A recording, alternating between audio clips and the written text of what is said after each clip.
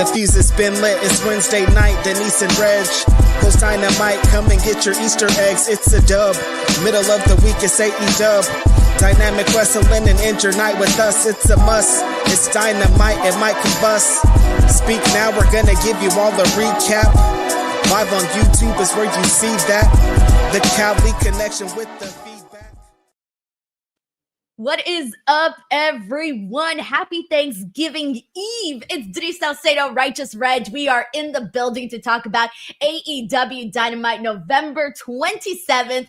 Reg, how are you? I'm doing great. What a great episode of Dynamite. It's Thanksgiving. I'm in Bakersfield, so that's why I'm on location. Very excited about this, Denise. You came in very spicy, very angry, very hot, so I don't know what today's going to be like.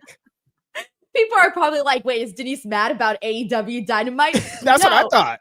I am mad at corporate America today. Wow. I want to take down the man. That's what I'm pissed about today. That's crazy. No.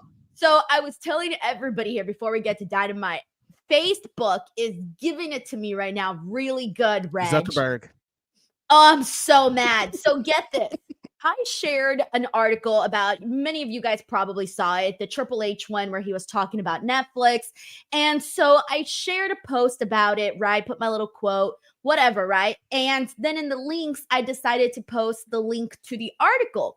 Well, I guess Facebook thought, because in the link it said Mike Tyson and Jake Paul, I guess they thought that I was sharing the illegal, like the fight illegally. I'm not really sure what they thought. So get this, they decided to flag the link, right? So I emailed them. I tried to appeal it. I wrote this whole long message to them and all of this, right? And they were like, you did not appeal this properly, therefore you're done. Like, there's nothing we can do about it. So now they're not showing my post to people. So before, my little posts would get several likes and whatnot. Like, they were vibing. They were doing fine. Now they're getting 0 to 20 likes, which is a drastic decrease. And I'm like, yo, Facebook, why are you doing this to me? Like, I did nothing wrong here. And anyway, so I'm beefing it right now with Facebook because they're screwing me. What did you do to Mark Zuckerberg, Denise? Well, I shared a link to an article. They don't like links. Yeah, but I share links all the time. Like, I think it was just what was in the link, like written, that they probably just assumed, oh, she's sharing the Mike Tyson fight illegally. What? I don't really know what happened there. Mike Tyson. Yeah, I can see what happened there, possibly. Right. So I got to go fight Facebook after this. But anyways, we had a really, really good episode of AEW. And honestly, I'm not surprised here tonight. Reg, it's because the Continental Classic is back. Yeah. And that definitely changes things, because I think at the end of the day, people want to tune in and they want to see really good wrestling matches and fresh wrestling matchups. And you're going to get a whole lot of that with the Continental Classic.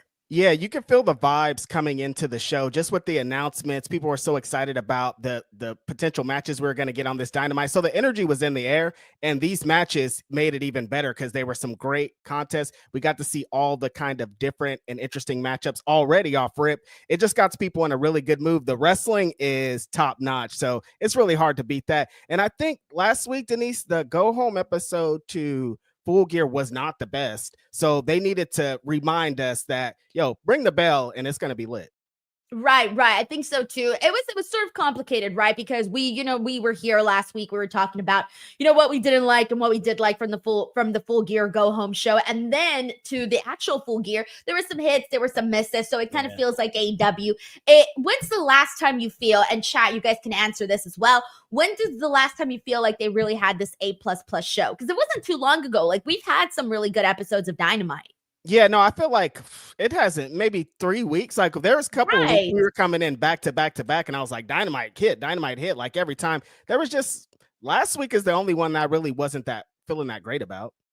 Right, but that's the thing though, is that I feel like sometimes we'll get like really good episodes of Dynamite, and then we'll get decent episodes, and then we'll get episodes that people don't like. But I always feel like we always forget, like, hey, just a couple weeks ago we had this really good episode of Dynamite, but everyone already forgot because for such a long time, I think AEW really got us used to just having like really great back-to-back episodes. So at least that's we're the best getting part is it's their fault. Like we're just like, you guys have given us this excellent standard of television and we're used to that. And if you don't hit that mark every time, they're going to be some people are upset. That's not a bad thing to have. Like we would just want to see a great wrestling show, you know? Yeah, I think so. So this is fun. Because we're getting into the Continental Classic, I do want to go ahead and quickly promote that on here on the channel. I posted a video the other day where I tried to predict the Continental Classic. And so far, I'm not doing so great. The Blue League, I'm good right now. I got it right. Gold League, I fucked up the Gold League so bad already. Like my predictions for the Gold League matches today were not correct at all, which to be honest, I felt a little bit more confident on my Gold League picks than I did my Blue League picks. And then on top of that, they added a twist to the tournament today, Reg. What is that? Okay, so you know how before it was like the Blue and the Gold League winners, they would square off at the end? So this time instead, the Gold League winner is going to take on the runner-up of the Blue League, while the Blue League winner will face the runner-up of the Gold League, and the winners of those matches will then square off in the finals later that night in the actual tournament. Okay, so they're mixing up the brackets a little bit different before they get to the finals. I like that. That's an added little twist. So we'll get to see somebody from this side against somebody from that side. Well, two people from each side having two matches, which is very dope and very exciting. Yeah, I was going to say, I wish I would have known that going before I made my predictions, because that would have definitely made things a little bit easier for me. Right. But it is going to be that thing of like, ooh, let's see where we end up here at the end of all of this. But let's go ahead and dive right into the Continental Classic. We're going to start there because we had 3 Continental Classic matches today, and we got a lot of stuff incoming. All right, so let's kick things off with the Blue League match that we got with Shelton Benjamin versus Mark Briscoe. So this is the only one that I got right, Reg, with Shelton Benjamin defeating Mark Briscoe. But this was a nice, fun match, man. I thought that my favorite part in this, it was like one specific thing, but my favorite part was watching Shelton Benjamin suplex Mark Briscoe. Yes, those big German suplexes were insane. Denise, does Shelton Benjamin have wrestling chemistry with everybody almost? Like every single match we've seen since he's joined AEW has been so great. And just like beyond it being like cool moves and great stuff, like he has chemistry and he feels like he's like a veteran in leading these matches. Even though Mark Briscoe's a veteran, he's been in the game. This still felt like Shelton's here. It feels different. He's gigantic and he's scary also. I thought this match was really fun. The chemistry between the two, and they talked about a little bit of their ROH history. They talked about what's going to happen moving forward. I thought that Shelton was awesome in this. I talked about it on Blue Sky. It's the finish of this two finishes of the Continental Classic that I didn't really love just because of the finisher specifically. And this one was starting it. I talked about this before, I think, on the pod. Shelton Benjamin does like a T-bone suplex into a power slam. And while it's a move and it's devastating, I think it's just not high impact enough. He's pulling the guy off the ground. So like he did a gigantic thrust kick like right before the finish that killed Mark Briscoe. Like you should have just pinned him there, but he still got him up to do the finish. And so that's the only part that I didn't really love, but the rest, all of it was great though, beyond that. And I think Shelton Benjamin winning is awesome. And I think he's going to have a really good run in this. Yeah, I thought this was a really fun way to kick off the tournament, right? And I think like there's matches that like we're dying to see. Like there's so many other ones that I think are going to be really good. It's interesting to see too which ones they decide to display on Dynamite and which ones they decide to do on Collision. Right. Like I'm looking at that and I'm like, you could probably swapped a few of these. Like I think there's some where I'm like, Okada? Shit, now, right. Like to me, like Okada, Daniel Garcia, that should have been on Dynamite. I think you could have probably swapped Shelton and Mark Briscoe. Or yes. I don't know. I don't want to be like that, but at the exact same time, I feel like you got to put your biggest matches on Dynamite. But I will say this though. What about Collision?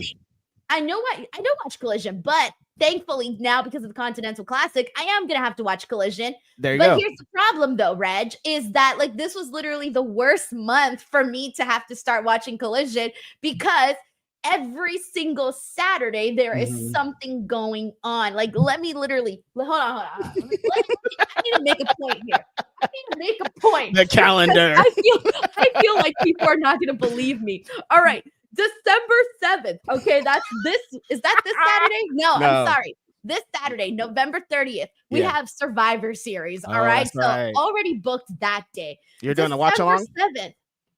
Yeah, I'm doing a watch along. December 7th, Reg, we got NXT Deadline, and I also have a Christmas party. You got to understand, December's about Christmas parties. Busy. December 14th, the next Saturday, we got Saturday night's main event. All right.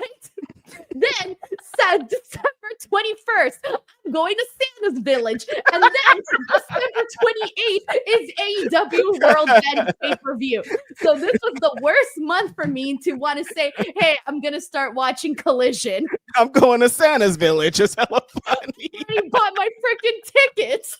And you can't miss Santa. Village. Santa's a big draw. Like, he's a draw over a lot of people, and Denise is not going to miss out on Santa. I feel you. Well, I mean, it's a family trip, Reg. It's not just like I'm not gonna go and just take a picture with Santa Claus. It's not just you and your husband going to have a nice little it's Saturday? like a whole family trip. Like, we're all going. Like, we had to, and Santa's Village is very strict. You had to like show your ID. Each person that gets a ticket has to make their own account on the website. Oh, they were like really on it. Even the kids. Dude, and you know who did all that? Me. I created it for everybody. So I'm going to Santa's Village. That sounds horrible. And you just sit on Santa's lap, right? There's nothing crazy happening. I mean, that's crazy, but there's nothing else happening. Santa's Village. It's like they have activities and things. There's like an ice rink. There's racing. There's axe throwing. There's rock climbing. It's like a little winter wonderland. Santa ain't never done rock climbing or axe throwing. What do they got that for? That's not Christmas. Well, it's Christmas at Santa's Village. But anyways, so what I'm trying to say is this was the worst month for me to start having to need to watch Collision. All right. So now I gotta watch this. What you're saying. I'm gonna try to watch the matches I really, really want to see that they air on Collision probably the following day. And I don't even know how, because I don't got like a recording device thing. You don't know how, huh? Not bad. No, I don't. I only watch on Stream Direct TV, and if it records, they don't have DVR? No, I don't think so. I think Stream Direct TV has DVR. Yeah, but it never works. Every time I press record on things don't actually record. Technology's beating Denise's ass. First Facebook, now Stream Direct TV. You got to get on it, Denise. All right, I'll figure it out. I'll figure something out. I don't even know what the hell. I'm gonna have to this time I'm gonna have to start pirating fucking Collision. Yo, hey, don't say that out loud, Denise. They can get us in trouble. Hey, that was Denise Salcedo that said that. I'm already in trouble. Listen, put all the heat on Denise. I know how you don't like to put the heat on me. Hey, I said I was gonna start. I didn't say I am. Okay. Bro, they're gonna come and get me right now. That's it. I'm done. They're gonna do our bit that we were talking about. They're gonna pull you away. Bro, hair pulling everything. It's Tony Khan. No, dude, like the federal government. Oh, the government's gonna be the one. Isn't it like it's the government that comes and gets you? Yeah, like, no, this you're is right. above Tony Khan. This is above his pay grade. Like, somebody real's about to pull up. You don't want to do that. Right. But anyway, so Shelton Benjamin, Mark Briscoe. That's where we got started off with the Blue League. So Shelton gets himself some lovely 3 points. We had 2 Gold League matches. The first one I want to get into is Claudio versus Ricochet. I did think this one was a little bit slower than I anticipated. This was more of a Claudio Castagnoli match versus a Ricochet type of match. But regardless, it did pick up. There weren't as many sparks as I had anticipated in the actual matchup, but a decent start to the Gold League. I don't know, Denise. 2 matches back to back that are supposed to be fire that weren't fire. What's going on here? What's up with Ricochet? Do we need to have a Ricochet conversation? I was wondering, I thought you were referring to the Shelton Mark Briscoe match. I was like, wait, what? No, I'm talking about Ricochet. Remember, the Takeshita match wasn't as great as we thought it would be. And this match, again, I was like, Claudio's killing it, but what's up with Ricochet? I don't know what happened there. I really don't. I don't think we have to have a Ricochet talk. At least I don't think so right now, because it's not like it's been terrible. No. Again, with the Takeshita Ricochet, our standards were just skyrocket high. With Claudio Ricochet, I'm sure there's a lot of people here that actually really enjoyed Claudio Ricochet. So it just came down to more of a taste thing.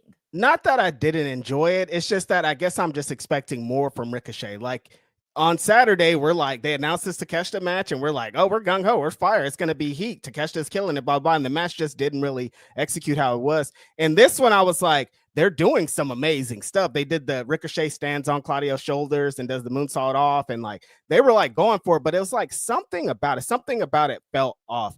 This was another match. Remember, I talked about finishes.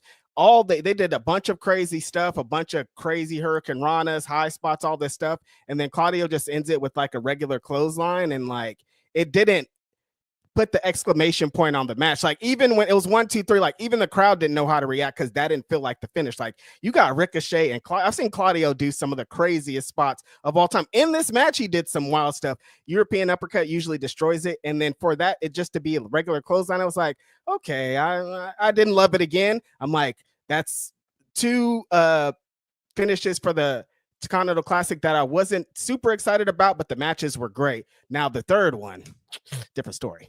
Now here's the thing though. Were you expecting Claudio to go over on Ricochet? Because I wasn't. I actually thought like, oh, they're going to set up Ricochet really nicely here. So I thought Ricochet was going to get a nice win here. I think the story that they're going to try to tell is kind of like, they talked about it on commentary here tonight, was Eddie Kingston lost his first match and he kind of had to come back. I think Ricochet is going to, because Ricochet's character has always been, I'm down on my luck, I can't get a big win, and then I come back from behind. When my back's against the wall, that's when I really turn it up. And I feel like that's what they're doing with Ricochet's characters. They keep putting him in these situations where his back's against the wall, feels like he's down and out, and then he'll come back at the end. I feel like he'll be in one of those, the four, like, the winner faces the runner-up, one of those matches. I think he's going to be at the end. I think he's just going to start a little bit slower. Oh, so you think he's going to be like the one that like makes a comeback at the end? Like, oh, I didn't start good, but here I am. I'm firing up, and here we go. I'm going to get these wins. All right. Yep. Brody King, Darby Allin, Gold League. This was another one that I did not get right. I actually thought if there was one that was going to end up in a draw, I thought this one was going to have the possibility of that ending in a draw here. I think I'm sort of conflicted, Reg, where I haven't been loving the idea of Darby getting so many losses. I don't like the idea of Darby being more down on his luck than he is on the upside. Of course, we know, and mainly that's because we're anticipating a Darby Allin AEW World Championship run at some point. Yep. But anyways, Brody King, Darby Allin, this was a little bit more of a violent type of match here. Coffin drop, Darby hits that coffin drop. It's still not enough, of course. The Gonzo bomb from Brody King is the thing that eventually finishes him off and gets that victory. So a strong win there for Brody. But these are two guys that have had a lot of history together. So this is why I wasn't necessarily expecting a clear-cut victory for Darby. And that's why I thought this one was going to be a draw. But I guess I also didn't totally see Brody King completely defeating Darby here. So that was a fun little surprise. Yeah, this match, I mean, both of the other matches I thought were strong and had some great stuff, but this match was just balls to the wall. It wasn't super long. Them showing the previous matches they had, I was like, man, these guys have been destroying each other, and they continued it out here. The way that they started the match is like, Brody's holding his leg, Darby slaps the crap out of him, and he does the leg flip, but you think Darby's going to do a moonsault, but he goes all the way over into his back. When they started like that, I was like, oh, it's all the way over. At one point, I thought it was just my audio, but they come back from commercial break and there's no commentary from the commentators, and we're just like, it was so weird, Reg. I thought it was fine because it's pro wrestling, and like just hearing the guys kind of beating each other up and like the way that they're working the match, and the crowd makes it okay.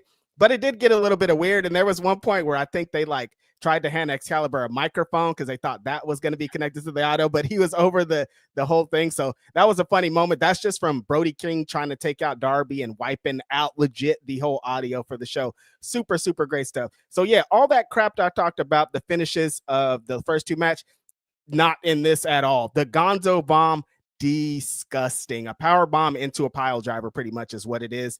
The way that I thought that it was interesting that Darby got out of the choke. Anytime they do spots like one guy dies to the spot and then another guy doesn't, it's always like, well, that kind of takes away from the other guy's thing. Like he did the choke out thing to Dax and Dax just went to sleep and Darby just like got out of it. So it's like, okay, that's interesting. But he did immediately kill him after, so it didn't matter. I love this finish. I love Brody King hitting those cannonballs and just destroying Darby in all angles. And Darby did some great stuff in this too. He did a coffin drop to the fucking floor. Like, what are you? That's dangerous, dude. Like, no padding, no give. You're just body on body. This was a really fun match, and I see why it was the main event because it like gave up some destruction. But yeah, I feel like I guess you can make the argument that Darby also wasn't 100%, considering that this dude just took a nasty ass bump to the table. Last week, this weekend, or like a couple days ago at this point. Yeah. And then on top of that, I mean, it feels like Darby's always taking some crazy bumps, so it's so weird. Like, I feel like for anybody, you could be like, oh yeah, he wasn't 100%, but when is Darby 100%? I mean, he did just crash a car on show. We saw him crash at the end of the show. Like, he should be hurt from that. And like you said, he's always hurt. But when has that ever stopped him? And so I guess Darby could also play into the story I was talking about. Ricochet is like, Darby doesn't have to win a bunch of these matches, but I could see him being there at the end. So I see like he'll end up getting the points to make it to the end.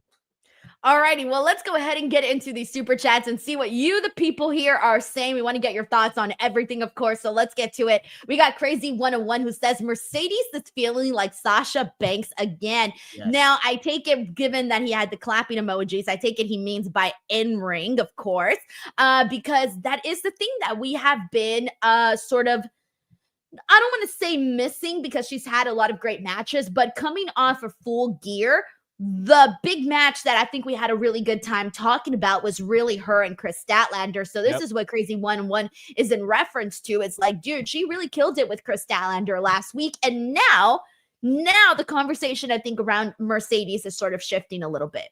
Yeah, I think that with that match and kind of the energy that she had while Tony Schiavone was talking to her before they got to the Camille bit of her being like, yeah, we did that. And it's kind of like being proud. It's like a moment she used to experience when she'd have a big match in WWE with like Bayley or Becky. Is like you come out, the crowd gives you the adulation, and she like takes it in for a minute of like, thank you for reals. But also, yeah, of course I had the match of the night. I'm Mercedes. I'm the best wrestler here. I'm the reason that this all exists. I thought that was all great. And I love that she's feeling more comfortable on the mic, I think is what it is, Denise. I don't know if what the process of Mercedes promos have been previously, but I saw somebody say after they saw her do the press scrum this weekend and how natural and funny and charismatic she is, that she needs to bring more of that to the TV screen. And I think she brought a little bit of that today to the TV screen. Well, I think just based off of what we've seen from Mercedes when it comes to the promos is the fact that she's heavily scripted. And she's not scripted in the media scrums. So in media scrums and any sort of interview, you're going to see that person be like natural and being them true selves. And you're going to be like, wow, I want to see this person. I want to see that version of them on TV, right? But on TV, you always get the very like, hi, guys. Say hello to your CEO. Yeah, I'm reading a script. Right. And you can hear it. And that's the thing that kind of like, as someone, and I think a lot of people have picked up on this, if you've been watching wrestling for a very long time, you pick up on certain cues that you're not supposed to know about. Like the audience is not supposed to know about certain cues, Reg, but you hear them, and you hear that because you hear it in the inflection of the wrestler. So for example, today when we had the Mercedes Camille moment, there was a specific part where Mercedes Moné, she accentuated the word, what was it? Your. I forgot what she said, but she hit like your, and then she like paused, and that was like the moment where Chris went in and took the microphone away from her, and that was when it was her turn to speak. So basically what I'm saying is that I don't like when I can noticeably hear the cues that are meant for the other wrestlers, because they're not meant for the fans, they're meant for the wrestlers. And so I can hear those cues and I can see the actions that follow immediately afterwards. And I'm like, oh yeah, that was Chris's cue to like go in there and grab the mic. And it was the same thing or also in another segment with Renee and Mina and Mariah, where when Renee was talking, like I could hear that cue that was meant for Mariah to come in and then attack Mina. Like you notice these things, right? Like I'm not crazy. Like you notice these things. So that's the one thing that I do hate is when I can pick up on those cues. Yeah, but I think like you're saying, most fans don't, and most fans aren't going to. No, I but think when a lot of people do though. Yeah. I mean, I guess that's kind of fair because like you said, she did the and then it's like, it's like, all right, then it's your turn to take it. Or when I say this one thing, then that's your bit to get in. And if you know it, you can definitely see it. I guess you just got to try to ignore it. Right. But that goes with the scripted nature of the scripted thing. Yeah, right. But when it's not necessarily like scripted, of course, there's still bullet points and you still have those cues, but they're a little bit harder to spot because again, when you're like going off the riff, it's more natural. And so I do want to see, of course, a more natural Mercedes on the mic, but that's like just, who she is at this point. But I would like it if we kind of got a different version of that. And the times that we have, like the times, like I always go back to the Willow feud with her and Mercedes. I always go back to it because that was the only time where I really felt like we started to see just a little bit of a difference in Mercedes. For example, also with the scripted, non-scripted, you recall obviously Mercedes and Britt Baker when they had their whole promo wars. Who won those promo wars? It was Britt. Why? Because Britt was not scripted. Britt was just like, riffing it off and doing her thing. Bullet points, exactly. Versus Mercedes, she was scripted. So if Britt came at her with a certain response, Mercedes couldn't necessarily hit her with a response back. Why? Because she was scripted and she needed that material to fire back at Britt Baker versus Britt Baker, who is not scripted, could like come up with something on the fly. And obviously not everyone can do that, but yeah, no, I feel you. That does make a lot of sense. I think maybe Mercedes, that could be more of a baby face thing of her being able to shoot back like this because she's the heel. She's supposed to kind of sit back and let the baby face cook. But I definitely hear what you're saying of like when it feels more natural, it just makes all the segments flow better. Like the Willow segments flowed so much better because it all felt natural. It all felt like it was coming from a place of like, this is what these people would really say and how they would really react to each other. You know what I mean? Yes. And even like with the scripting of stuff, like there are some people that are so good that you don't know they're scripted. That's a fact. Like there's people where you can tell. You're like, oh, she's so scripted. Oh, you forgot how they forgot their line. Like we can notice certain things like that. But when someone is so good at promos and like, let's say they are scripted, some of them are really good at hiding that. Yeah, some people are so good that it doesn't matter, and whoever helps them with their promos, or if they do, they can like really get their voice, so it feels like it's naturally them. It feels like it's really them. But that's such a like we could count on one hand the people that could do that. Denise, like that's not a like anybody here could do it. That's like a trained skill or a learned skill or something you're just natural at. Right. All right. So then let's go ahead and get into it. Camille, I thought that Mercedes for a second was going to be like, you're done. You're out. Bye-bye. But instead, Camille beat her to the punch and basically told her, like, you're stupid. You're dumb. And I'm out the door. I quit. Yeah, I like this that Mercedes is one of the top talents because of what happened here. She came out, she got a big reaction. They reacted to them saying the match was great, match of the year, all that. Like she still feels like someone who has a place and that fans care about. Even the Camille thing, she hasn't been on the best of terms with anybody, Denise. But when she did her thing and quit, people cheered it. People were happy about it. People were happy to hear her speak up. And so I was really excited about that. I'm glad that Mercedes didn't get to the year again. A heel, you want to step on their stuff. You don't get them to get cheered because if she would have fired her, she would have got cheered, and you don't want her to get cheered. You want Camille to get it and get on the way out. Thought it was great. Excited about the future, what happens with Mercedes, because there's no way she's going to stay alone. No. So wait, do you think she's going to link up with somebody or someone's going to link up with her? Wait, why are you making your eyebrows like that? I think she's gonna. I'm excited about some things that are gonna happen soon. I don't know. Do you think she's joining the Hurt Syndicate? What's happening? Okay, fine. She's gonna get a crew. Joining? Okay, a crew of what? What is this crew looking like? The Mercedes crew. Yeah, but like, who's in it? Oh, the Renegade Twins. Oh, okay. Because that's what I was asking. I'm like, are we getting men in this? Are we getting women? Like, what's this crew look like? This is a women's faction. It's the Renegade Twins. Just because she's talked before she even came to AEW, she's like, I like those two girls. I'd like to do some business with them, and I just think them together would be a super fire crew. I also heard a lot of people saying online, if Megan Bayne comes to AEW, I don't know what's happening, some contracts, whatever. But if you want another big back there, yo, Megan Bayne is the one. I really like the Renegade Twins, Charlotte and Robin. They're awesome. They are awesome, and Mhm. they're really good heels. Yes. I know them because I was able to call a couple of their matches at Mission Pro, and they're such sweet little girls. Like, they're so young. I don't know exactly how old they are, but I'm pretty sure they're both under 20, Reg, or around 20. Damn, they're young like that. I thought they were at least like No, 23, they're young, 22. young. They're young. Yes, like Wow. young. Super exciting though. But yeah, they're great heels, and I think they'll be amazing heaters for Mercedes in the way that they can use their bits together. I think this is going to be a good combination. I don't know if that's going to happen, but that's just what I want to happen. Plus, it's been a minute. It's been a minute since we had some female twins in wrestling, you know. That's a fact. Twins. Oh, they're gonna get over. They're so gonna get over it. And I mean, they've been on Dark and stuff like that. Yeah. And they've been seen. I think one of them was it Charlotte? I think Charlotte was injured for a while. Yeah. But she had a Dynamite match, didn't she? Like a long time ago. One of them had a Robin's Dynamite had match. a couple things on Dynamite and Collision. Like, she's been outside. Okay. But like this time to be getting the rub for Mercedes and to be getting like that kind of attention, that's going to be great. But Travis Lindsay here says that the Continental Classic has too many repeat wrestlers and matchups. I don't know. I feel excited about a lot of these matches, so I don't necessarily feel this way. Yeah, I think like the additions of like Daniel Garcia and Okada are heat. Like I think they had such great runs last time that let's see them again. Let's see them try to do something else. They're going to be different matches. Like, I feel like the wrestlers that they had repeat, it's on purpose because they want again for them to have a strong run in this. I don't feel that way, but I understand because there were a lot of people before the brackets were announced that were like, I'd like to have a full. Every single person in this tournament is different. We have all different matches, which I understand, but the matches we're going to get are going to be fire. We got Crazy 101 who says big AEW-DUB C2 so far. BTW HHH can't see color. Crazy 101 also says Jay White was on the floor like Andy was coming. Oh, that's funny. All right, we got Alexander Fitzgerald who says the bald forever chants had me in tears during the Claudio and Ricochet match.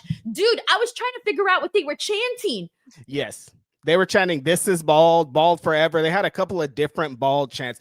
A guy said on Blue Sky, bald forever is a crazy chant. If you're a balding person, like, how are you going to say I'm going to be bald forever? Like I said, you could go to Turkey, get you a new hairline like tomorrow, especially with wrestlers with their contracts. Yeah.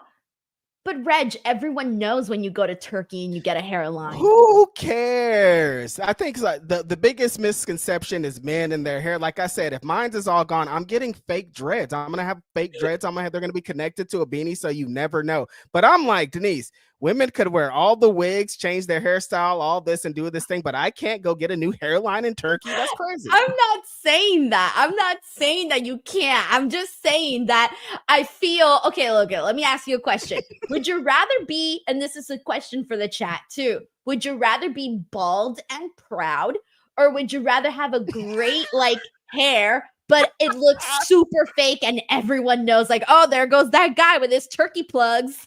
Turkey plugs every time. No, I'm not gonna be bald and proud. You think I'm just gonna be walking around bald? That's so weird. Yeah, No, Reg, you're strap shallow. me in, strap me on, give me this fake hairline, or give me the fake dreads. I'm hella shallow. Being bald is crazy. Super Denise. shallow. Bald. They chanted bald forever at these guys. Bald, and everybody that's bald, they're called bald. I don't want to be called bald. There's a lot of people in our chat, by the way, that are saying bald and proud. And you know what? I am 100% on board with the bald and proud dudes. All right. See, I've never been bald in my entire life, so I don't know that life. You guys are probably bald guys, which I understand. I'm with you, but I can't go to be bald. Oh man, I don't know. Man. I can't talk. It's not a situation that I'm in. I don't know. I think I would first have to see what, like, if my man went bald, I would first have to see what he looks like. and then base it off of that and be like, I don't like this look. You're gonna have to go to Turkey and get them plugs. See, it also comes down to if you can grow a full beard. Because if you're bald with the full beard, which most wrestlers are, it looks a little bit different. If there's some hair up there, but if you can't grow a beard or a mustache and it's just all bare up there, you look like a baby. That's a crazy life. You got to go get the beard. I'm saying you got to get the Beijing beard and the turkey hairline. Wait. I just realized what it is. Exactly. Who wants to look like that? Did you put a tongue on it? What is that? No, he just has a big lip. Okay, it was an accident. Well, you know what? Shout out to the bald and proud or the turkey plug people. Shout out Do to the what bald makes homies. you happy. All right, so let's see what we got here. This is from Roberto Arsenal here, who says Shelton Benjamin versus Okada is the match I'm looking forward to the most this tournament. Happy holidays, Cali Connection. Thank you so much, Roberto. Am I crazy here? But I want to see Okada clean sweep everybody. Pin, stuck at everybody else. Nope, I'm right there with you, Denise. I was wondering because the whole time tonight they had the Continental Championship out there. They sometimes in New Japan and different tournaments will do, if the champion's in there, he has to defend the belt every single round. I thought if they added that in and we're like guaranteed to get Okada to get a bunch of these wins, that'd be awesome. But I'm still with you. I want to see him run the gauntlet. I want to see him beat everybody. Like, this is his tournament. Terrence Johnson says, am I the only one that feels that the increase in pay-per-views caused the long-term booker to long-term booking to suffer? Terrence, I don't think you're wrong. I feel like we may or may not have spoken about this in the past before, but when AEW had the 4 big pay-per-views, you would see a lot of their big matches happen throughout the week on Dynamite, versus now, because they have those monthly pay-per-views, you might be saving some of those big matches for the pay-per-views itself, because that's what you need to sell a $50 pay-per-view. Yep, that's exactly where I'm with you, Terrence. Is it's like they have to tell these long-term stories. They have to build. And so the big matches, they have to now save the pay-per-views. When you go from 4 to 10 or 11 or however many they have at this point, you have to change the whole booking strategy. And I think we've missed out on a lot of matches recently, which is like, it's great that they're doing pay-per-views. The shows usually hit, but we've missed out on like Dynamite getting some crazy insane match because we didn't have to worry about trying to get to the pay-per-view first. I think they're trying to find a healthy balance. Like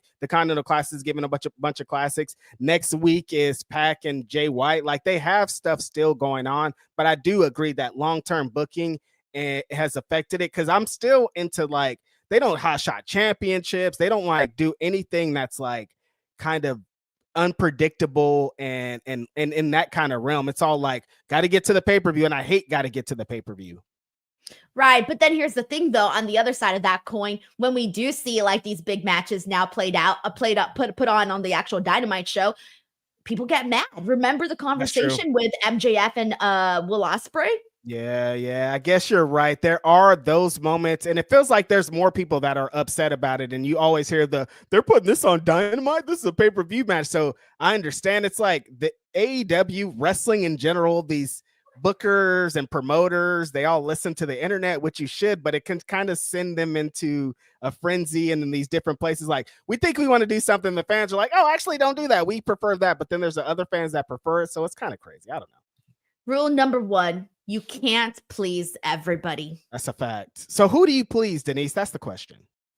Well, whoever your target audience is. Who's your target audience? I think that depends. I think that depends on who you're asking, of course. Yeah, that's what I'm saying. Like, I'm their target audience, but I like way different stuff than other people. You know what I mean? So it's hard. Like, if you're, dude, we don't even agree on this podcast. We do not. No. There's everybody on all my podcasts. Do you think you and I are in the same target audience brackets? No. Like, are me and you the same demo, or are we not the same demo? I don't think we're the same demo. I think we watch wrestling with different views, and we like way different things, like all the time. But I think like you're in the demo, but I think we're in different demos. You know what I mean? All right, so we're really niching it down. You're not in my demo. Get the fuck out. My demo's up here. Yours is way over there, Denise. You know what's crazy? You know when you say that? My husband had a coworker, because my husband's a manager at his job, right? But the other manager would tell, you know what the other manager would tell the employees? He like the other people, he would say, I'm up here and you're down here. Dude, nobody wants to work with somebody talking. Oh like yeah, that guy didn't make it. That guy got let go. But now it's a running joke where like me and my husband will tell each other, I'm up here and you're down here. Exactly. So you know already, like this is mine, and then you're down here. Right. So that's what you told me right now. You were like, this is my back end. This is you. My demo, your demo. Yeah. Yeah. Sheldon Jackson gifted 5 DWO memberships. Thank you so much, Sheldon. Reg and I are going to be doing some fun stuff next month. We'll announce that once we get a little closer. What happened this week? Oh yeah, they didn't get back to me. We'll figure that out. Oh yeah, we'll talk shop some other time, Reg. Okay. I'm just surprised, just asking. I was like, I think we're supposed to do something this week. I have my hands in a lot of cookie jars, Reg. Some jars aren't moving, some jars are. We just got to roll with the punches. Okay, I'm here. I just want you to know I'm here.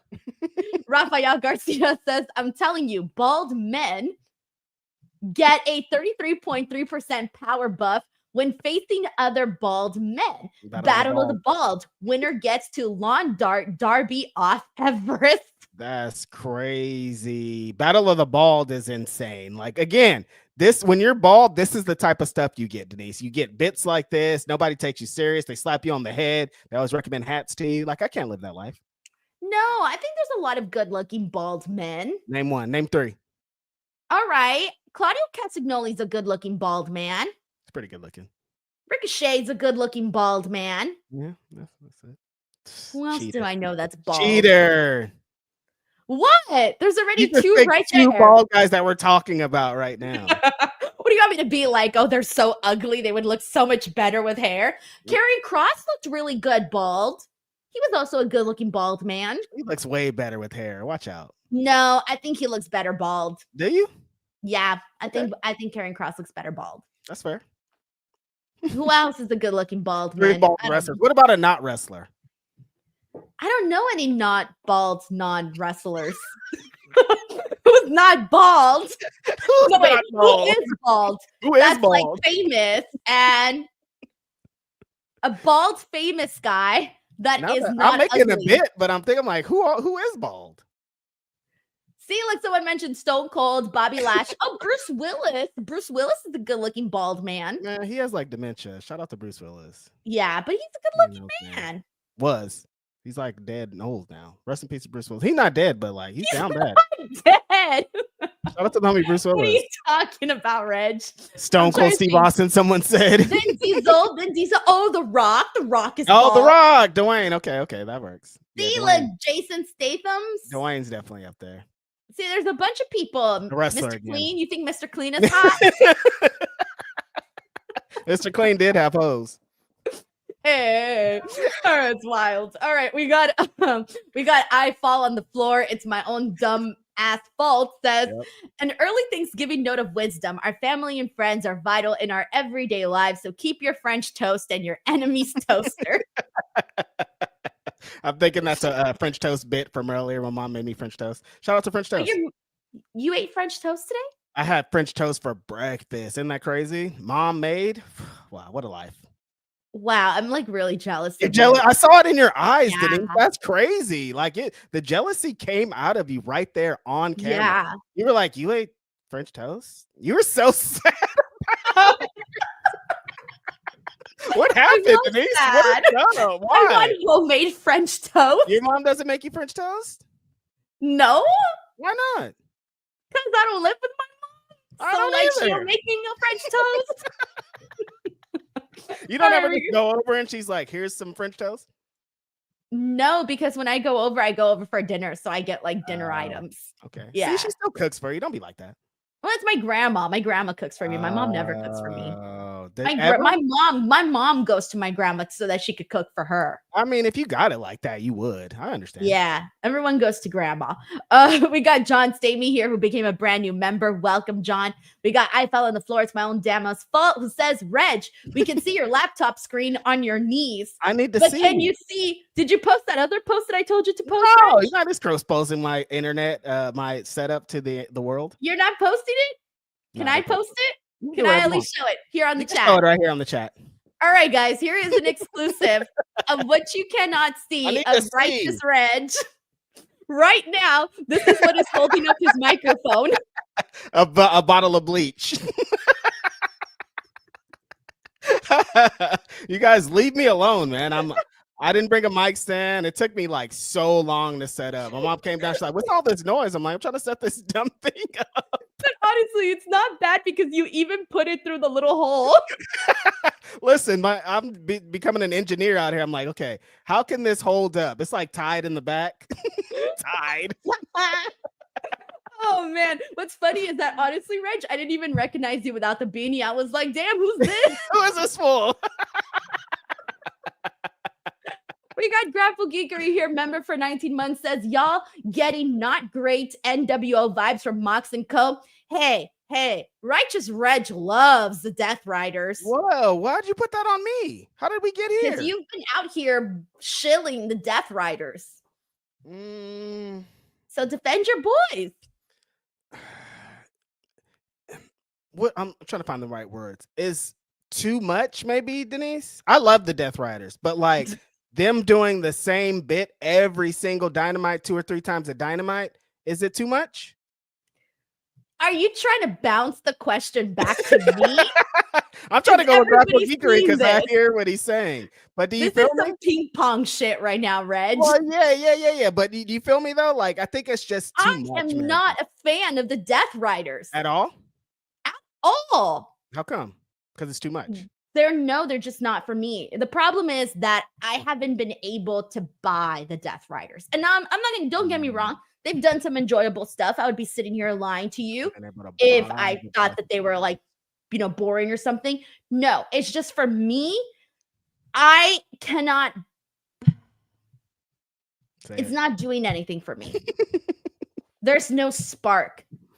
It's like, all right, it was cool. The Marina stuff was cool for like the beginning. Now it's kind of like, all right, what else? What next? I did not love this segment that we had with Hangman Page and Jay White because I was so into this back and forth with Hangman and Jay White. Damn. And then when the Death Riders came in, I felt like they ruined it. I'm like, get out of here. I don't want you in this right now. Get out of here. I was really waiting for Jay and Paige to like really get going, right? Because they had started to get the ball rolling there.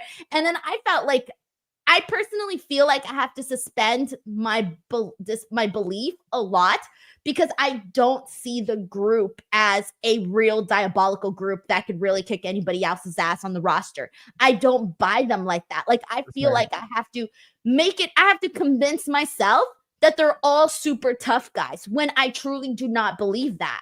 Yes, I understand what you're saying 100%. It feels like their words, like like Moxley's out here, like we're taking over all this, and like all these guys are heavy hitters, like Claudio, Pac, like Mox. These are top of the top in AEW, but like as a unit, I don't feel like they're feared as the vibes that they're giving up. And I had the same kind of thought process as you in this. Like when Hangman and Jay White were doing the back and forth, I was all in. When Pat came and hit Jay White, I was all again in, and then for 3 seconds, and then I remembered that he was in the Death Riders, and I was like, I seriously did that. Like I had that process, like, oh, Pat and Hangman, that's awesome, and then I was like, oh, it's because they're doing this. The part that, listen, Marina, you brought her up for a bunch of weeks now. She's choked out wrestlers. She's choked out lower tiered wrestlers, let's say. Thank you. I did not like that she did it to Jay White. Lower card wrestlers, even so, like she choked out Command. There's a couple of high wrestlers, high on the card wrestlers that she choked out, but choking out Jay White is where we have to draw the line, you guys. This is fucking Jay White. I was like, wait a second. They're not holding out Jay White right now. I like Marina a lot. When he got her set her up for the Blade Run, I was like, yeah, do it. Then she started choking him out, and I was I don't I don't like this. I didn't like it, Denise. I didn't like it either. Yeah. I was going, no, not Jay White.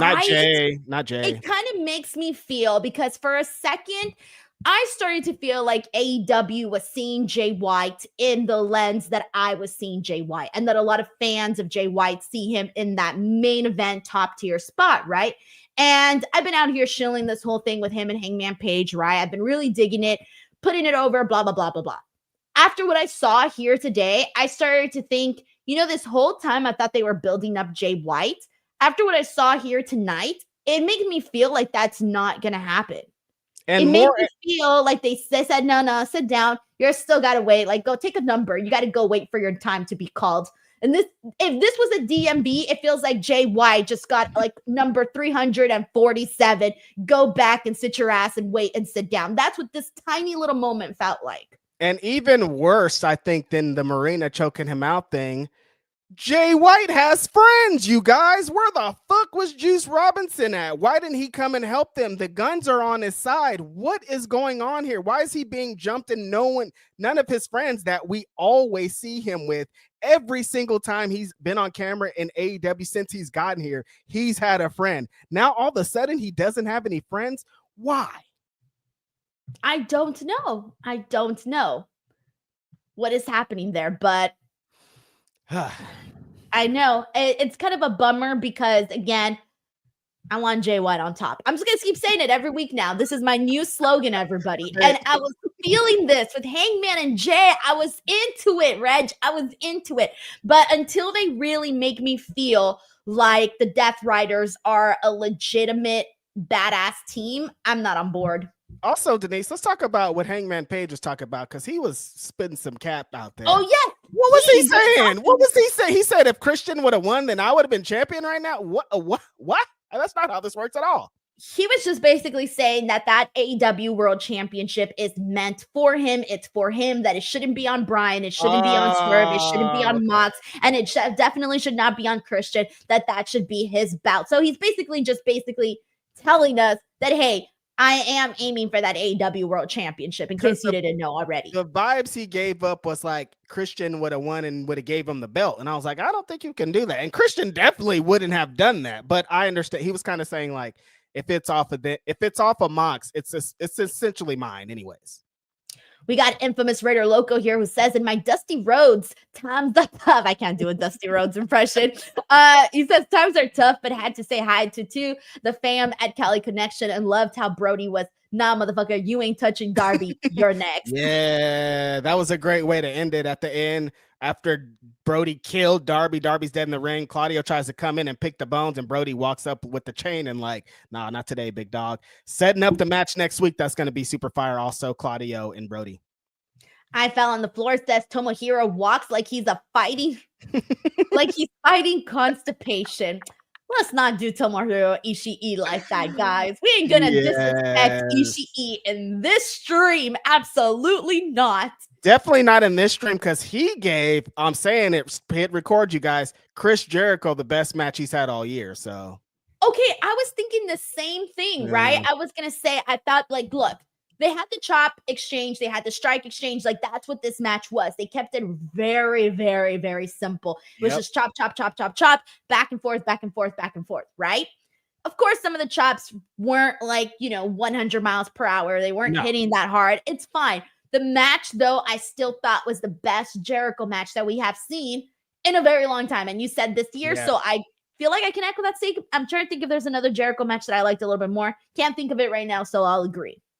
Yeah, this is the best he's ever hit. Judas effects. This is the best. Like, some of the Judas effects, I was like, damn, like, he is hitting Ishii in the fucking mouth. This is insane. And like, he looked like a hero in peril. Like, Chris Jericho is the heel in this match, the heel of a lot. We all know Chris Jericho, but in this match, he was like fighting babyface. Like, this guy's in this ring trying to kill me. Ishii's chopping him. He's bloody. There's blood coming from his mouth. Like, Chris Jericho is dead. But then he came up through with these crazy Judas effects that really took him out and really showed that, damn, Chris Jericho could still go. I didn't think I was going to come on this podcast and say that after the announcement. I was like, why are they doing this match? But this was better than their last year match. And like I said, the best Chris Jericho match of the year. I don't know. maybe you just got to keep it simple more. You can't do this match all the time because that's taking years off your career. But like whatever you harnessed in this match, harness it again. We got Rick Young here who says, I'm at the show, just met Phil Lindsay while getting a beer. I had the Death Ride These Nuts sign. I love that. Yeah, shout out to all my homies out there in Chicago. Phil's out there. Of course, Will's out there. He's always out there. But they're having a great time without me. And I'm very sad about it. Cool. I mean, you're having a great time here. Nah, shut up, Denise. Bradful Geekery says, I skipped Jericho's match to take our, what is that? Spatchcocked smoked turkey out of the smoker. Wow, that was a tongue twister. We're having stuffing and baked mac and cheese. What about y'all? I'm going to my aunt's house. They usually make a lot of different food. Thank God they do all the cooking because I could never. But they usually do. The question is, do they do like American style? Yes, we have a very American Thanksgiving. Mm-hmm. Yeah, we do. We do the Mexican Christmas, but an American. Oh yeah. Right. Yeah. So there's no tamales. Have tamales. I mean, you could, but I'm not in the mood to have tamales back to back for November and December. Oh, because they're more like a December Christmas thing, huh? That does make sense. It's just kind of interesting. I dated a Salvadorian woman for a long time, and they would do like their Salvadorian style turkey, and they would make sandwiches, pan sandwiches for Thanksgiving. It's like way different than like traditional American Thanksgiving. So I'm always interested to see different cultures and how they handle it. Yeah, everyone's different because like even my husband's family, like they'll do a mix. It'll be like half American, half Mexican. That's what I want. I think that sounds awesome. Like mix it up, man. Put some of y'all dishes in there too. Yeah, we got. I don't care as long as there's multiple options because I'm not a ham person. Like I don't like ham, and I like turkey, but even then I'm very specific with the piece and the part of the turkey that I like. I'm more of a sides person. Like I will fuck up the stuffing, the mashed potatoes, the bread. That's where I'm at. Could you post your picture of your plate tomorrow? Because I know it's going to be trash. What? I'm going to send it to you. Because you're going to see a bunch of everything. I know how you eat and you have a child's palate. So I know what type of time it's going to be on tomorrow. You're going to have the most bullshit Thanksgiving plate of all time. I guarantee it. Guaranteed. I can't like goldfish. I like goldfish, and now I have a child's palate. You act like goldfish are the only thing. You be drinking Capri Suns. You be eating the fruit snacks. Capri Suns. Fruit snacks, Lunchables. You don't eat Lunchables? Not anymore. I don't have Lunchables anymore. Not anymore. I don't. What is anymore? That means you had one within this year, I bet. It's literally only goldfish. I love goldfish. What can I say? You don't eat Lunchables, Denise. I think you're lying about that. No, I do not eat Lunchables. You haven't had a Lunchable this year? This year? No, I have not had a Lunchable this year. I should have a Lunchable this year. No, it was so funny because when we went to Will's house, they made his wife made some really delicious like little sliders, right? And she tells me like, "Oh, Denise, like these sliders are for you on this side because I put no pickles in them." And I looked at her and I'm like, "You knew that I didn't like any pickles?" And she was like, she said, "Yeah, because my kids don't like pickles, and Will said you eat like a child." And I was like, thanks, because I don't like pickles. See, she knew. She's like, oh, Denise eats like a child. Better have some child snacks. They laid out like candy and stuff. They're like, Denise is going to be here. You know, she needs some snacks. You know what? Make fun of me all you want, Reg. But when you come to my house, there is a full-on, fully packed snack drawer. Oh, where's that? It's there. It's a full drawer, and it always has snacks in there. Always. What's your favorite snacks besides Cheez-Its or Goldfish? Hot Cheetos. Oh, yeah, you are Latina. Yeah. Hot Cheetos, Doritos. All of that. Hot Cheetos. Just typical. That's stereotypical, Denise. Like, of course. I could have said that and it would have been a stereotype, but it's true. Well, you know, never known a Latino girl that doesn't like them. Yeah, some of them are real. It's like, no, I really like that. I hate to be that person, but some of them are, and that one just happens to be accurate. The Moneymaker Chris says, hey, Denise and Reg, I got my tickets for Dynamite in DC on December 18th. Got a great deal on floor seats during the pre-sale. Can't wait. Hashtag Dynamite DC. Man, I love to hear when people say they got good deals on tickets because it feels like now everything costs an arm and a leg. You can't go anywhere. Anytime you look at stuff, it's $1 million. I just really get excited about people being excited about going to shows. That's so cool, man. If you haven't been, you still should go out to wrestling. It's still the coolest thing. I Fell on the Floor says 6.5 years of what messed up Ricochet. Oh, is what messed up Ricochet. That's what he's saying. Well, I mean, but then again, come on, go back to that three-way. That three-way was incredible. Who was in it? I know who was in it. All right, I know who was in it. I could have been the third guy and would have killed it too. You know what I mean? Like, I would have been like, wow, Reg, give up your career as a podcaster. Go be a wrestler. You're so incredible. And all you have to do is stand in place. Just stand right here and it'll be fine. I don't want to see. I love Ricochet and I was so excited about him coming. I don't know if it's because the level of competition is so high. Like Ricochet used to be like a big fish in a small pond, no matter where he was, because he's the best flipper, best bumper. But when everybody's the best flipper, when everybody's the best bumper, it looks different. So I don't know if he needs to adjust. Maybe he needs to do more flips. I don't know what it is, but I just want to see Ricochet be Ricochet. We got Bear Hudson here who says AEW isn't hitting the mark right now. The booking has been lackluster, and the Ricky Starks situation only adds to the issue. It's just not working. Is this Ricky Starks? Look, the Ricky Starks situation it's been messy for a very long time. And this is one of those things, Reg, where all parties involved have sort of like a little bit of blame. Like no one here is 100% innocent in the story. The thing that I was thinking about that bums me out is that all of the people involved, AEW, Tony Khan, GCW, Brett, Effie, and then also, Ricky Starks, all of these people are incredibly nice people. All of them. And I'm just sitting here going like, damn, it sucks because they're all nice people, but just business got in the way, politics got in the way, and now, certain people don't see eye to eye. But it's really hard for me to be like, oh, this person takes the blame or that person takes the blame, because I don't think 100% of the blame specifically goes on anybody. No, I think it's exactly like you did. I feel like everybody played a little bit of part in this, and there's some behind the scenes things, beef. This isn't new. Wrestling is wrestling. GCW has had issues with AEW before. AEW has had issues with GCW. WWE might be in bed with GCW. Like there's so many things that connected to this that I'm like, I understand. Like there's WWE ID guys on this show. You guys were in the box with Stephanie McMahon. This guy's talking crazy about us on your show.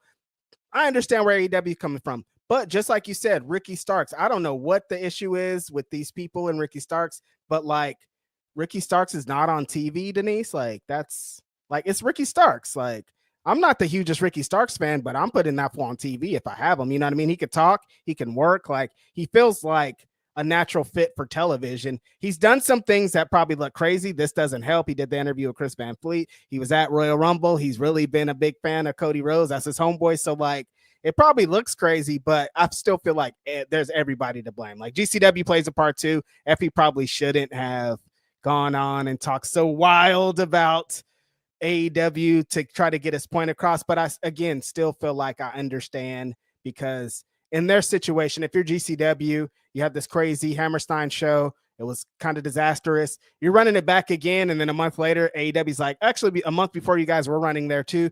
But the issue is you can't say this is our place, or you can't book here. You can't do this, because AEW's life is dealing with following up fucking WWE. So I'm sure they don't care about what GCW has to say. But like, dude, we're fighting with WWE's attendance. I don't care about fucking GCW. So again, I understand all sides. I like everybody. I wish they would all just work it out. It's fucking pro wrestling. Put Ricky Starks on TV. Yeah, I feel like at this point, in regards to Ricky Starks, it feels like it's very obvious now at this point that he's being punished. Like he's being punished. Like you can make that assumption. I feel like it's I don't want to say a safe assumption, but it's a very, very strong prediction to make that he's being punished, because you can tell You can You tell, could but just just by the fact that tell. he's not on TV, it's not like the guy stinks. He's very No. great, promo-wise, wrestling-wise, look-wise. He's kind of got it all, but unfortunately, Just the response whatever to this, happened back- Denise, that's how you have to know it's like just the response to this is like, oh, something's up with Ricky Starks. Like there's a reason why they're so like why the response is so pointed and they're like, no, Ricky Starks can't do this, but they've had other wrestlers there before. So like something is up. I don't know what it is, but do you think it's the Edge thing?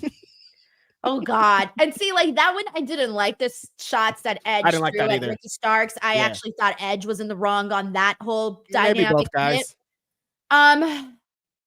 Well, I don't remember what did Ricky, because Ricky Starks had said something to him. Oh, the bug-eyed comment. Yeah. Remember, it like really got to Edge bad. Like Adam Copeland bad. He was mad. Right.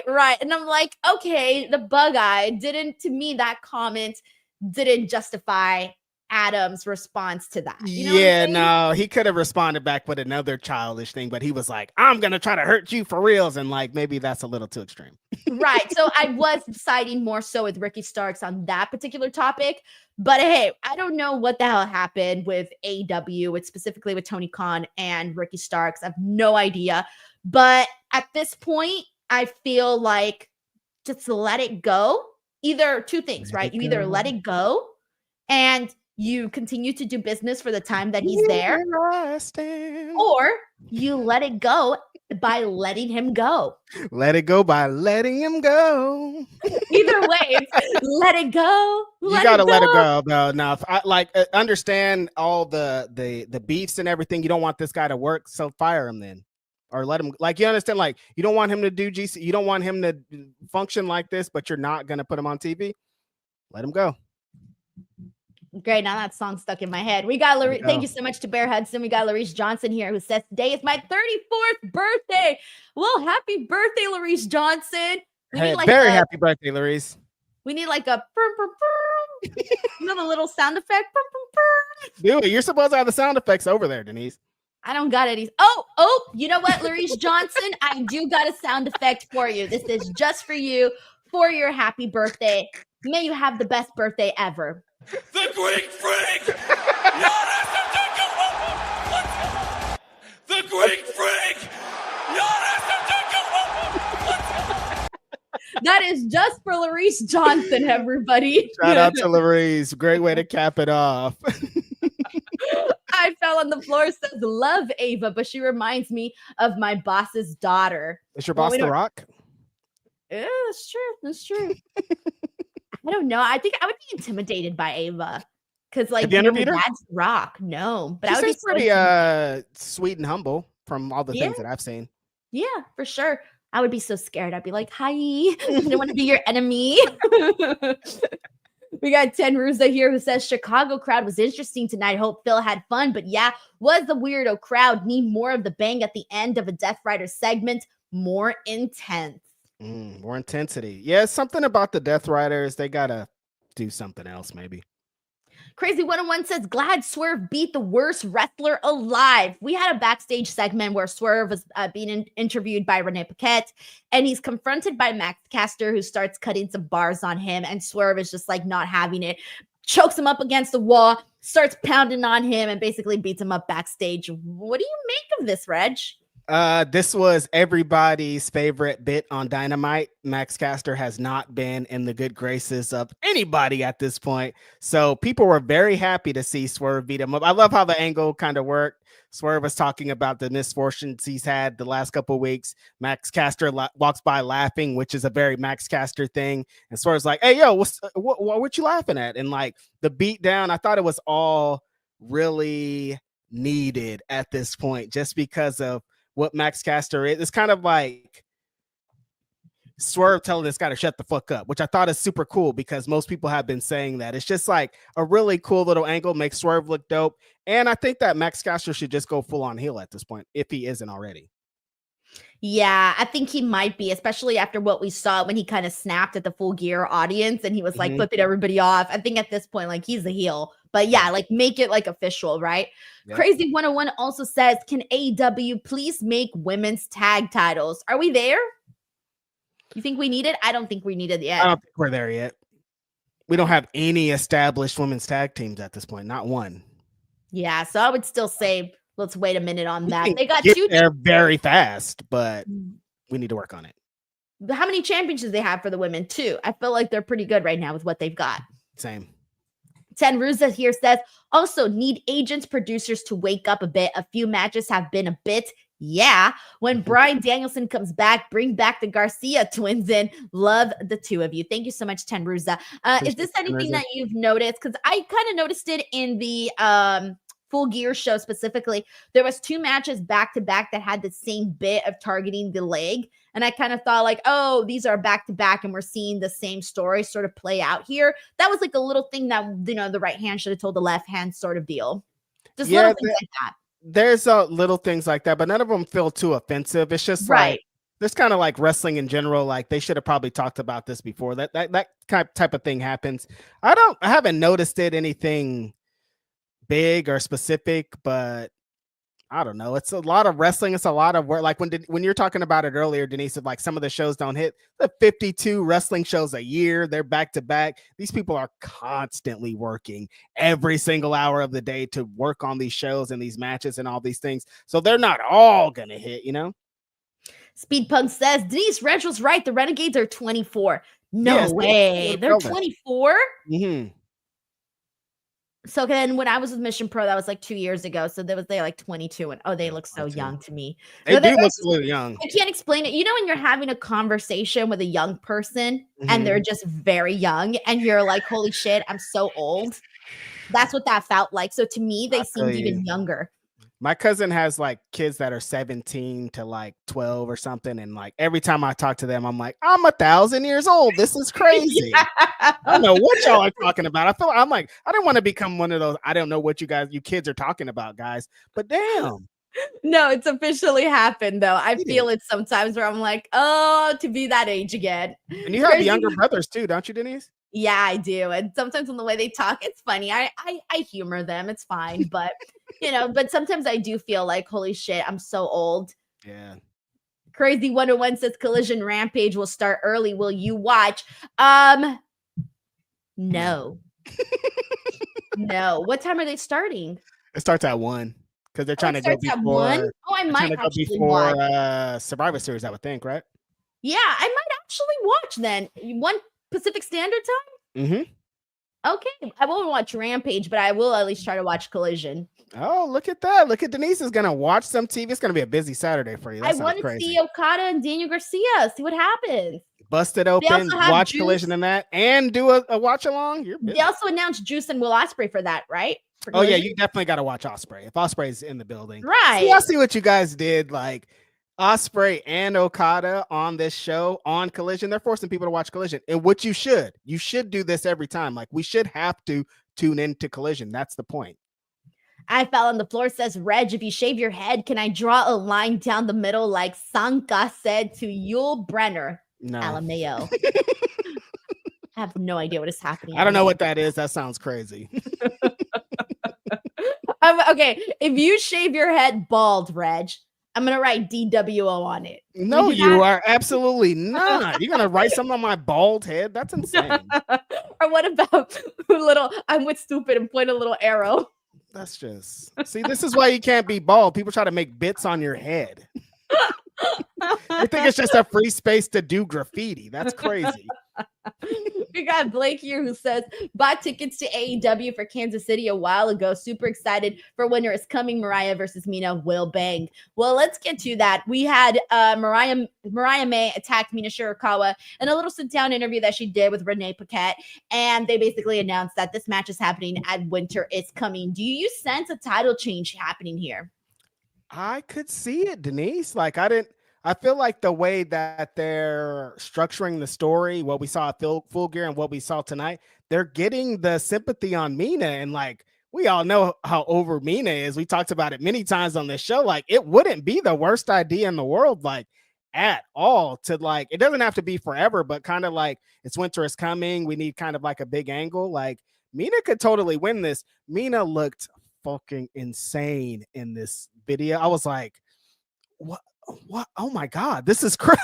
Like, is anybody else seeing this? A whole bunch of people were seeing that. So very much confirmed. I did like that, how they pay tribute to the angle on Saturday and they had her come in with the bottle. I thought that all that was really good.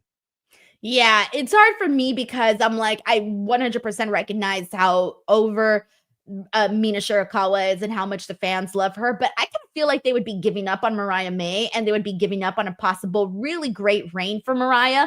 And that's well, she why would get part it of back me- in my scenario, but Okay, in your scenario, fine. yeah. But you know me, I'm not a person who loves to see the bout go back and forth. See, It's not I'm my Mr. favorite Hot thing. Shot. Do it, man. Everybody's so scared to win and lose their little championships. Dude, we're Not gonna forget me. when he win it I'm back. not a Miss Stop. Hot Shot. No. I Well- like to have people have I like to have people see them have strong reigns. Every single reign, though, Denise, everyone. Because Like Cody has to hold the here's belt for thing. 4 years Here's now, the too, thing, because Reg. Roman I'm did. not saying 4 years, of course not.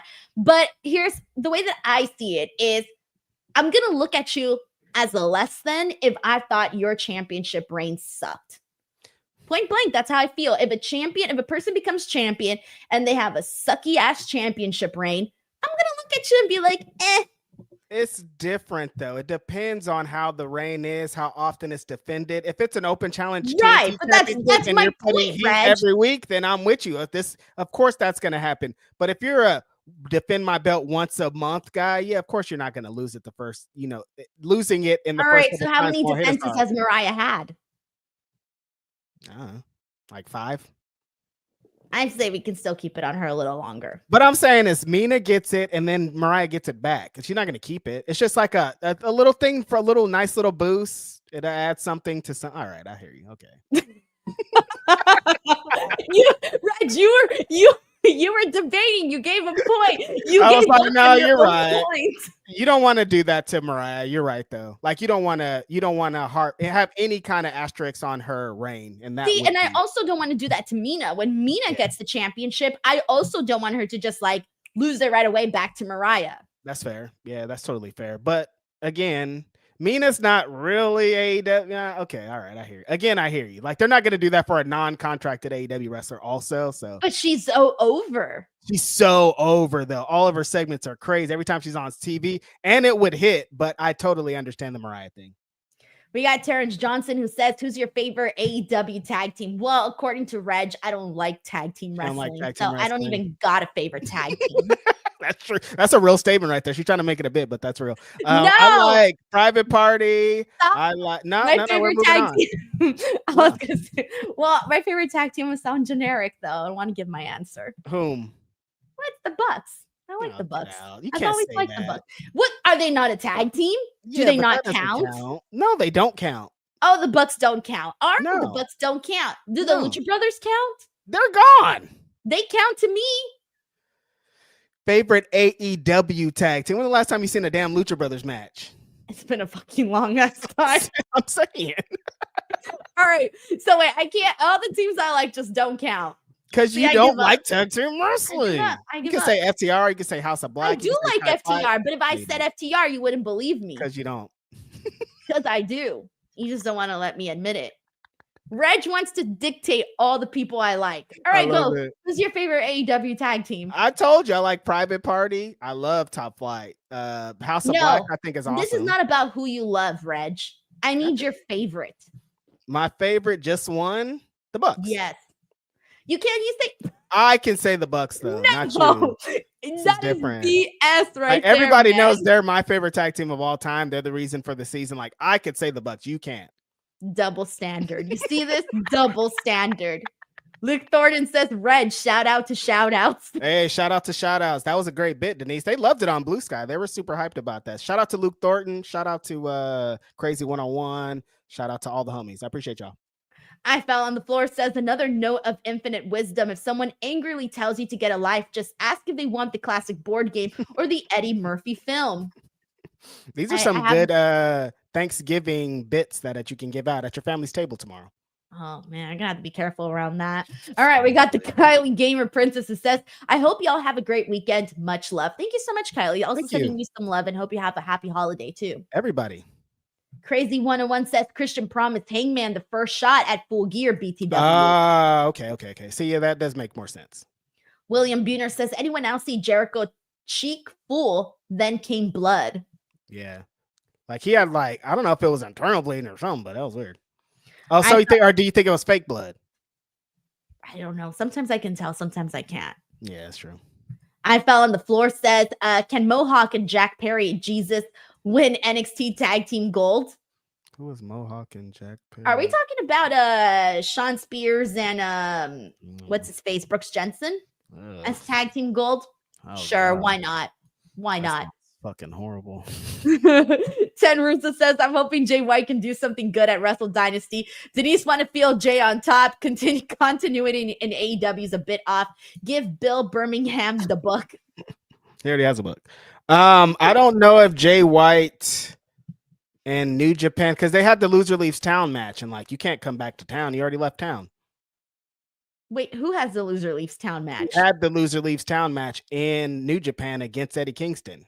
And he lost. He left town. Oh, okay. Jay White. Okay, thank you. Sorry, I don't know if he could just go back. There's rules here. Well, there you go. We need the book too. All right, Mike Teen, thank you so much, Tenruza. Mike T90K says Denise's plate will be mac and cheese, corn, 2 pieces of turkey, 2 dinner rolls, and a little bit of casserole with 1 big tamale. Yeah, it sounds pretty good. That's pretty close, huh? Yeah, that's pretty good. There's only one thing you're missing, Mike. It's that stuffing. Gotta have stuffing. The stuffing and the bread rolls. That's where I come in. You know what I also really like? Deviled eggs. Ooh. Oh, I used to not be a fan, but those things hit hard. And then have you ever? I made them at home the other day. Have you ever had the jalapenos with the cream cheese inside? Mm-hmm. Yo, and then the bacon wrapped around it. See, that's a Thanksgiving life I don't know about is the crazy side dish. It's pretty regular stuff, but those extra things, I like that too. Yeah, those are so good. We got Corey MacArthur here who says, Happy Thanksgiving, California Head Connection. Are you ready to eat tomorrow? Dynamite was not a bad show. I am ready. I'm very ready to eat. I'm going to start tonight. I'm going to go into my snack drawer. Do you have to do multiple houses? No, just the one. Oh, nice. Some people got to go to 5 different houses. That sounds crazy. Yeah, I know a lot of people like that. I would hate to do that because it's you can't help but to be a little bit rude in every place because you can't eat too much and then people get insulted if you don't eat. People get so mad. Right. And it's oh, you don't want to eat my food, but you're going to go to your tia's and you're going to eat at her house. Right. And then you're oh, I can't. I got to go to my boyfriend's house. Oh, they really hate that too. Oh, I'm going to my girlfriend's house. Oh, you're not going to eat my food, but you're going to go eat over there. Oh, they hate that. I don't like to do that because here's the thing is that people want to feel important, Reg. Totally. And if you invite someone to your home and then you're oh, I got to go eat someplace else. It's oh, so we're not important to you. We're not there's stipulations. You're I'll come, but I'm only going to be able to stay for 30 minutes because I got to go to another place. They hate Right. That's what I'm saying. So that's why I don't do that. It's I commit to someone's home and that is the home I stay in. Commit to the bed. I'm in you. Tops 2. 2 homes. 2 homes. Okay, that's all right. But anything more than 2, I think is too much. Because your husband's fam lives somewhere else, right? They don't live in LA? They don't live too far from here. Yeah, we all live relatively close. They do live in LA? Yeah. Oh, I didn't know that. Well, they actually live in Orange County, but it's pretty much in the same vicinity. It's right there. Yeah. All right, we got Stephen Marchuli here who says, my question for Tony, who picks up the option? Why pick up the option? Oh, why pick up the option? Wait, what are we talking about? Maybe Ricky Starks? Oh, yeah. Yeah. Why? I would say just to be petty. I mean, there's no other reason. I'd probably sometimes when there's some petty, spiteful things, I'm I might. I Fell on the Floor says that doesn't like Alicia Taylor's Chelsea's voice. I like it. I actually think she does a little decent job. It's not obviously the same as Samantha, but she does a good job. Haven't heard it. We got Ten Ruza here who says Samoa Joe, Hook, Starks, MJF need to be on TV. Yeah, I second all of that. But Samoa Joe, I think, is filming Twisted Metal, the show that he does on the Peacock. He's close to coming back, though. And MJF's also filming something, too. Hook definitely should be on TV. Starks, if we never saw him on AEW TV again, I would not be surprised at all. Jimmy Jimenez says Max Caster had rocker gear. Marty HBK splits imminent. I think we're sensing it. It's crazy because the Acclaimed literally was so popular and it just went downhill fast, man. It wasn't a blink of an eye. I always think about that moment, Denise, when they wrestled Keith Lee and Swerve and they lost and everybody's you should have called an audible, should have called, people were so invested in the Acclaimed, And then remember, we went to a bunch of shows, and Acclaimed was the most over act out of the whole. Like, they would come out and the crowds would explode. They were one of the most over acts for a long time. It's so interesting how things have changed. Reg, I get the All Elite crate, and I've done several unboxing videos here. They are the #1 merch item that I find in all my boxes. I don't think I've gotten more merch for anybody than the Acclaimed in all of those boxes. Yeah, it's crazy. Like, I think that Max Caster can probably figure it out with the heel thing, because I think like he gets so much heat that it's going to work for him. But we're way out of here for Anthony Bones. When he gets locked in and they really get invested behind him, he's going to be a big deal. Tenruza brings us to one of the topics we haven't touched on yet, and that is Queen Aminata. He said, Queen Aminata and Mina are incredible, but I do want to focus a second here on Queen Aminata because she had a really fun match with Jamie Hayter. I loved this. You want to know why I love this, Reg? Because even though it was a predictable outcome that Jamie Hayter was going to win, great, that's who we wanted to win. Dude, the nice slap and chop exchange that we saw between Jamie and Queen Aminata, there was aggressiveness. Like, she grabbed your attention. Wow. And that's what I liked. It was, again, predictable, but hella entertaining. This was good. Yeah, super, super, super exciting. Super great match right here. Possibly was the match of the night, honestly, depending on how you watch this. These two women went out there and beat the absolute crap out of each other. The counters in this match, the way that both of them feels like they studied each other and they were like, one person's one step ahead, then the other momentum switches. The strikes, Aminata does that thing where they're laid against the ropes and she does that like kick knee slash thing that takes them out of the ring. That's crazy. The confidence and all of it from both women I thought was incredible. And like you said, it was kind of a predictable thing. Like, of course, Jamie Hayter should win this because she's on her way to back to greatness. But the way that Aminata kept the fight up, and like there was moments where you thought, oh, maybe she's gonna do it. Maybe this is there was one pinfall that I really bid on that I was like, oh, Aminata might do this. But no, Jamie Hayter came through. Everything that's so funny talking about the Claudio thing earlier and how he ended it with the clothesline. The lariat that Jamie Hayter hit, though, that's a match ender right there. I'm like, that in contrast to that is so funny because like Claudio needs to learn from Jamie Hayter. That's crazy. No, she really threw it though. This match was awesome. I love that it was a part of this tournament, so it's always going to be like attached to that and like setting the tempo and setting the pace for what we could potentially see. I'd like to see these women wrestle again, but for longer, because this was awesome.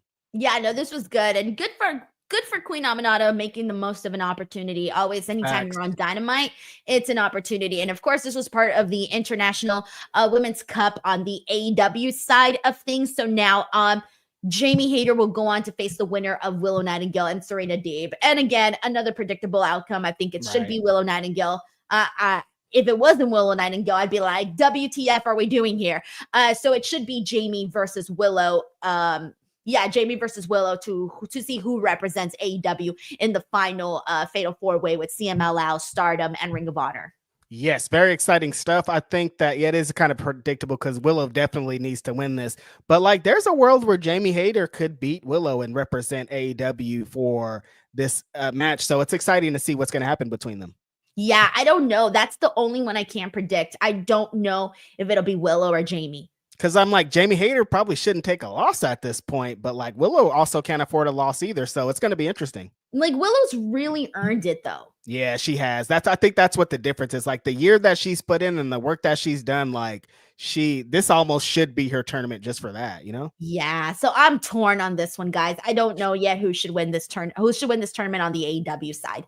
Right. All right. So we got Terrence Johnson here who says, when I was younger, I had the biggest crush on Ashley. I'm Ashley Mazzaro in WWE. I'm assuming Terrence Johnson. That's what he's talking about. Oh, I still love her too. I voted for her in the Diva Search. Did you ever vote for that in the Diva Search? No, by that time I was like, what the hell is going on here? I wanted to see hardcore wrestling at that point, so I wasn't all the way in, but I liked Ashley a lot. She kind of felt like she did like the Lita. She was cool. That's exactly what it is. She did like kind of have like a newer Lita style, and she just felt like a humble and cool personality. I liked her a lot. Rest in peace. Yeah. Sending her, obviously, her family, her daughter, love, because it's sad story, very sad story. But yeah, I loved Ashley Mazzaro growing up as a kid. Oh, I loved her theme song too.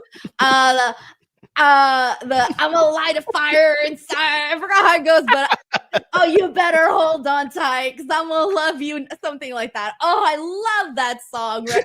I'm gonna download it right now. It was such a good song. So yeah, I was a big Ashley Mazzaro fan. Plus, she was kind of like I was during that time, during that age. That's how I would dress. Yeah, was like the little punk rock little girl, the emo look. So I looked at her and I was like, idol, I want to be just like you. So yeah. That's funny. In WWE, that kind of aesthetic has always worked. Like anytime there's like the alternative, different type, everybody always naturally attaches to them. I mean, it's still happening now. Yeah, I was a Lita girl. Like I was a Lita girl. I was not a Trish Stratus girl. I was a Lita girl. Like, oh my God, that new magazine cover with Trish. Good God Almighty.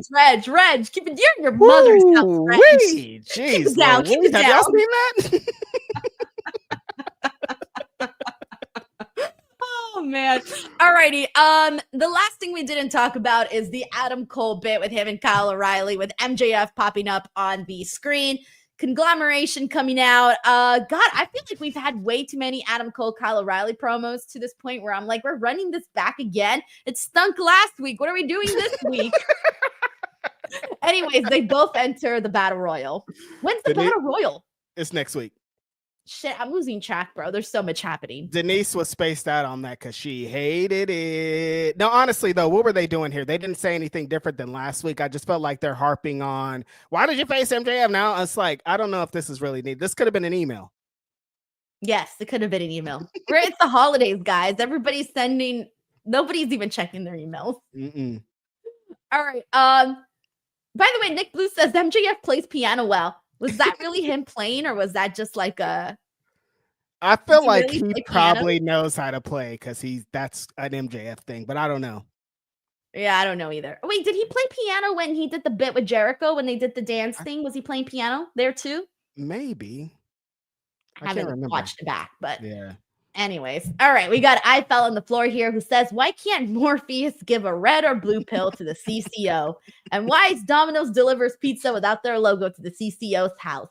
Color blindness. Let's go. That's how you do it. That's what we need for our Thanksgiving weekend. Appreciate it. Alrighty, everyone. I think we broke everything down here on this show.